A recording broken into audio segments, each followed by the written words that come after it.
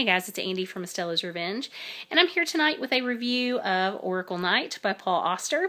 And I've had this book on my TBR for years. It was in my video that I did last year about the books that have been on my TBR the longest, and it was about time that I read it. Let's see. I have a history with Paul Auster. I'm really bad about reading multiple books from the same author, or at least I used to be. I'm a little better about it now than I used to be. But Paul Auster actually came to his work through his memoirs because I was a little intimidated of his fiction. He is known to be a little bit complicated, a little bit postmodern, very critically well-received literary fiction. And so by starting with his memoirs and reading several, I think I read like 3 memoirs of his before I got to the fiction, I learned a lot about him and a lot of anecdotes from his life that tend to pop up in his work. I also, the first fiction book of his that I read was his most famous. It's called the New York Trilogy. And I felt like in reading that first, I became very familiar with the repeated tropes and conceits and imagery that one will see pop up in his work over and over again. So I had a really good base to start with. So, yeah, again, it's a shame this one has been on my shelves for so very long. So I'll touch on some of these kind of repeated themes and stuff as I talk about this book. It's a complicated story, so we'll just dive right into it. It is about an author named Sydney Orr who has an accident, and it takes him many, many months to recover.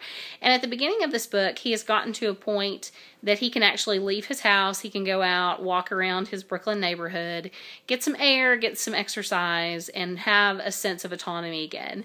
And one day he finds a stationery store that seems to have popped up in his neighborhood just kind of overnight. And he goes in, he has kind of an odd exchange with the owner, and he buys a blue notebook. And he very quickly becomes compelled, really visceral reaction, very compelled to write in this notebook and to pick up his writing where he had kind of left off. He's recovered enough, he has his mental capacity back enough that he can get back to his daily routine of writing.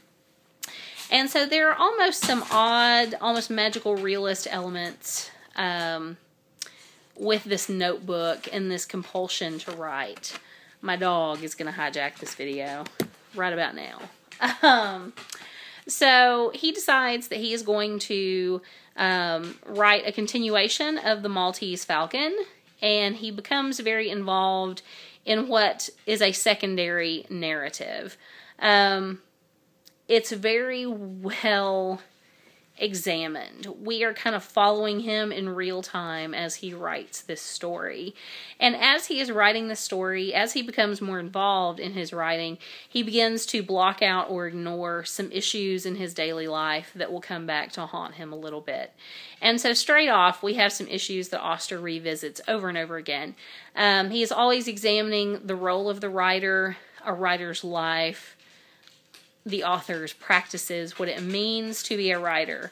That happens in a lot of his books. A lot of his main characters are writers.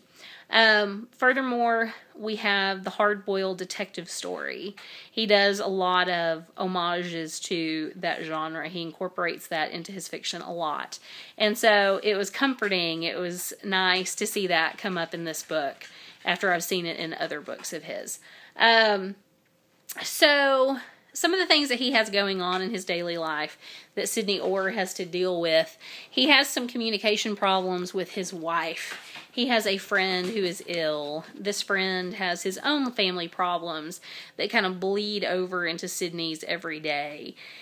And so while he is compelled to write his own fiction, he really needs to be dealing with his life, what's going on around him. And he kind of hits a wall with his fiction, and we hit the wall with him.